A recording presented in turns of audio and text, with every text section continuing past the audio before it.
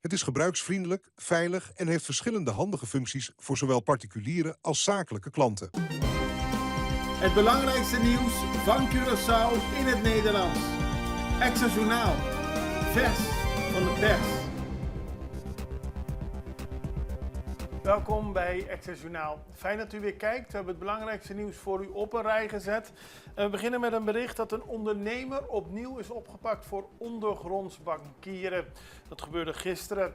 Het recherche samenwerkingsteam RST onder leiding van de rechtercommissaris heeft toen huiszoekingen verricht bij de Curaçaose bedrijven Luna Park en Hardware House en in een woning.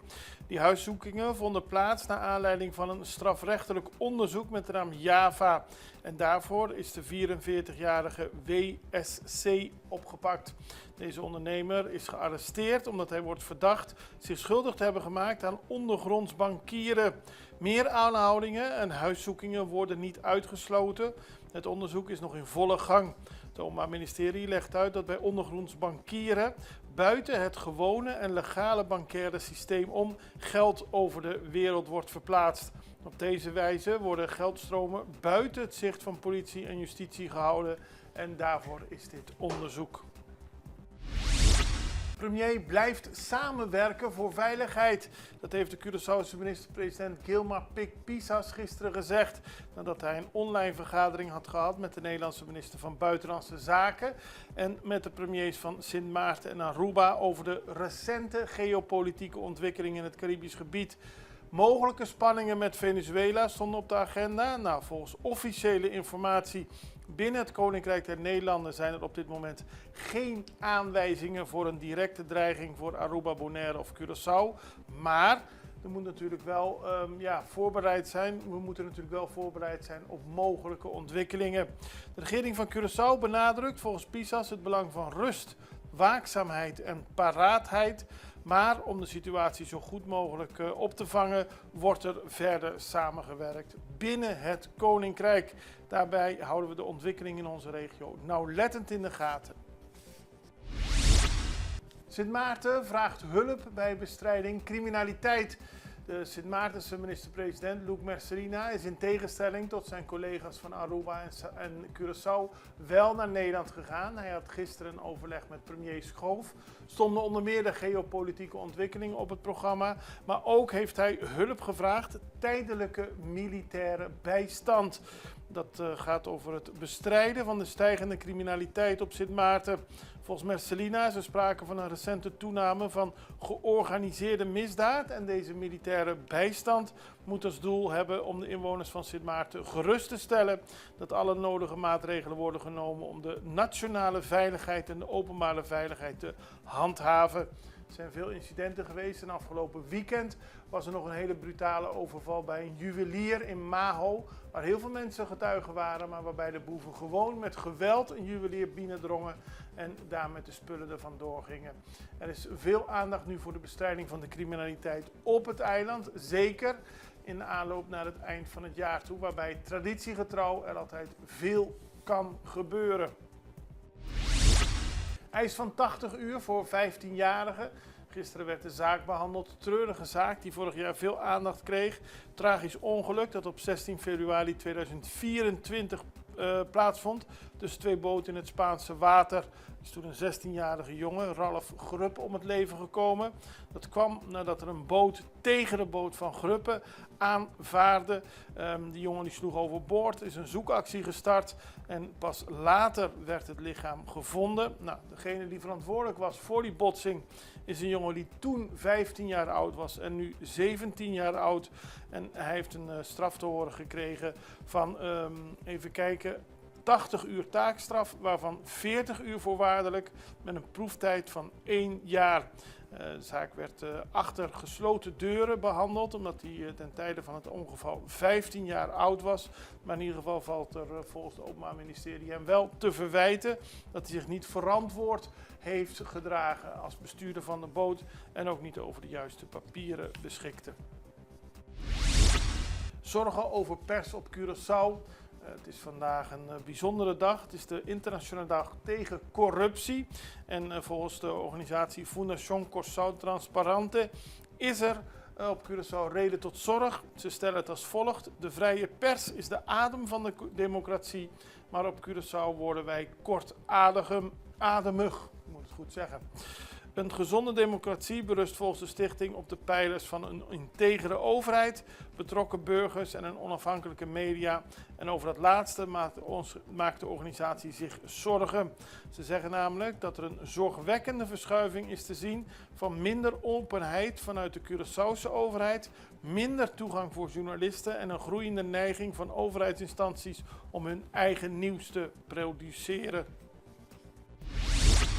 Politie pakt verdachte schietpartij op en dat is gebeurd tijdens controles die worden gehouden in deze periode. Het eind van het jaar heeft de politie gezegd meer verkeerscontroles te houden en ook andere zaken te controleren. Auto's, andere voertuigen, mensen op straat. Afgelopen zondag vond daarvoor een grote controle plaats op de Caracas-Baiweg. 71 voertuigen werden gecheckt, 29 boetes uitgedeeld. Daarna ging de politie naar andere wijken en in Otrabanda werd een man gearresteerd die al werd gezocht in verband met een schietincident.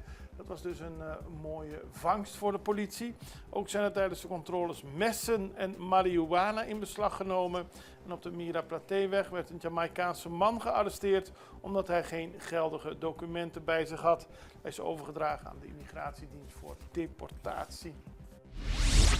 Ongeluk op de Cubaweg, dat gebeurde in de vroege ochtenduren van maandag. We hebben het nu in de krant staan, want een auto vloog toen helemaal over de kop. Het was op de Cubaweg en het opmerkelijke was, u ziet het op de beelden, het is een ernstig ongeluk, dat op het moment dat de politie aankwam er niemand meer in de auto zat. Volgens getuigen was de auto tegen de muur van een huis gebotst en gekanteld. Daarna stapten 2 mannen uit en renden weg. De politie heeft het voertuig in beslag genomen en meegenomen om verder onderzoek in de zaak te doen. Wij gaan even over naar een break en zijn zo terug met meer nieuws. Bida te Mobilier. Ibo merece uma maneira mais fácil para atender bom assunto na bancário. Com a app novo de Banco de Caribe, tudo consta na bom alcance. Login fácil, hace transferência rápido e bo saldo sempre na mão. Tudo em solo aplicação. Descargue por the App Store of Google Play, registrar em diz algum passo e começar a explorar a world. Rápido, seguro e desenhar para quadra com boa necessidade. Banco de Caribe.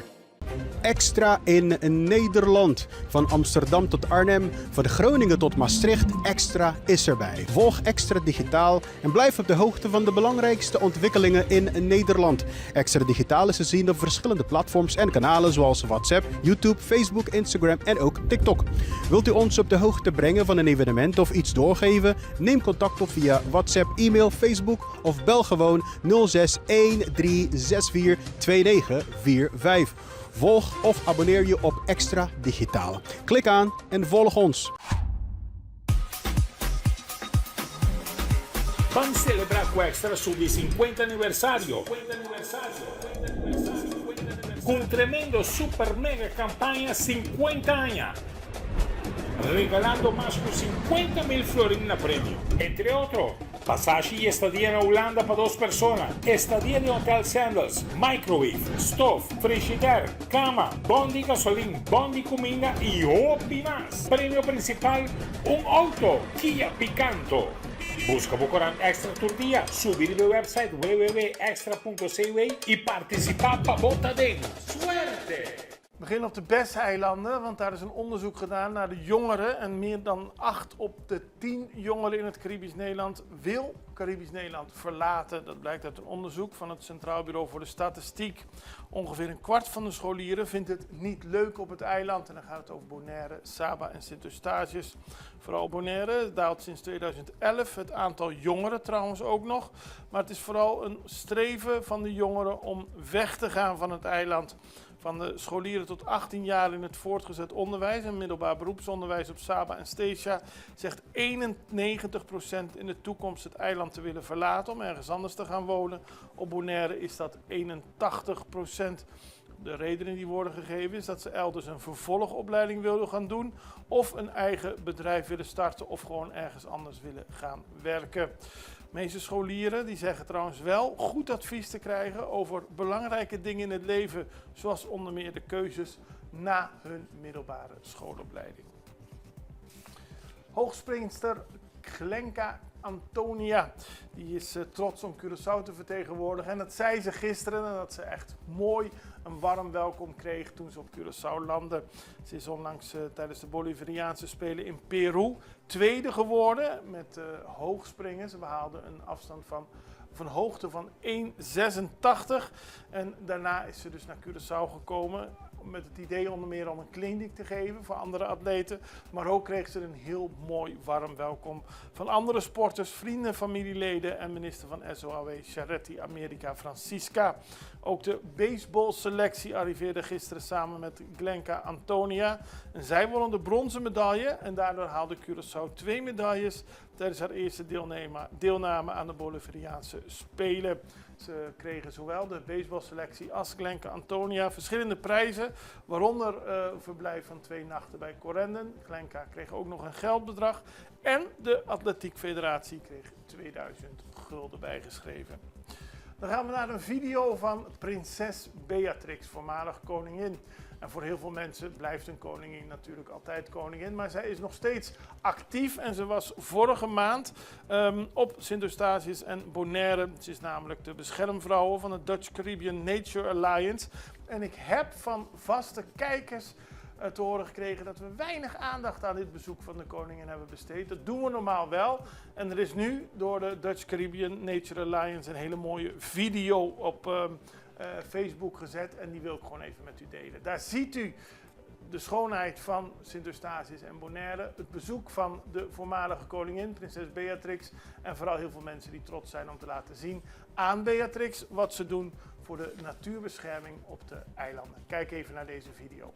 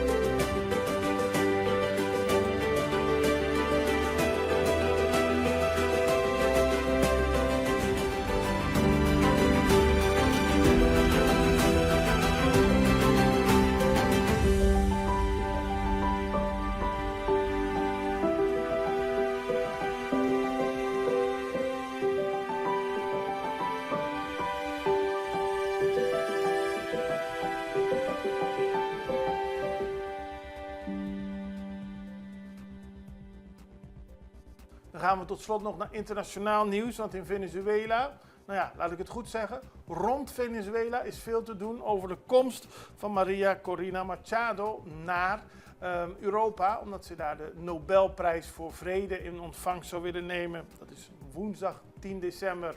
Ze bevindt zich in de clandestiniteit, dus ze bevindt zich in Venezuela, maar of zij daadwerkelijk mag vliegen is de grote vraag.